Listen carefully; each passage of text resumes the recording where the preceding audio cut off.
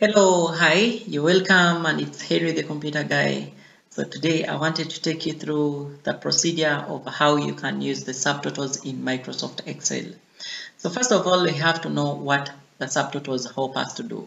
So the subtotals will actually help us to create groups and then perform other Excel functions. For example, we can perform the sum function, the count, the average, the maximum, the product, and others. Therefore, the subtotal function actually helps us to analyze the data that has been provided to us. So down here, I already created an Excel file that is going to help us in the session. So first of all, let's put our heading here as subtotals. So we are going to be merging these cells.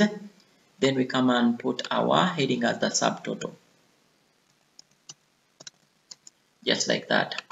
So now, before you begin making the subtotals, you first have to sort your data. For example, you're going to base on the, let's say the color, you have to sort that information. You want to base on, let's say the area, you have to sort that information. If you want to base on the quantity, so you first have to sort your information.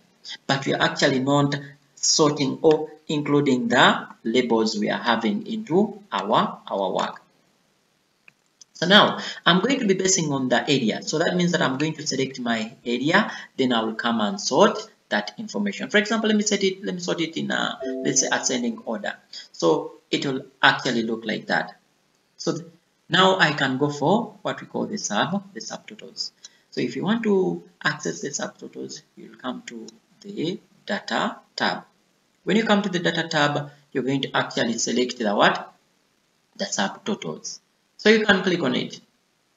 So we have it here. So that means that we are going to be basing on our area. So we shall need our subtotals. So when you click here, it will bring for you some information there. So it will ask you at each change in. So what do you actually want to base on? I'm going to be basing on my area.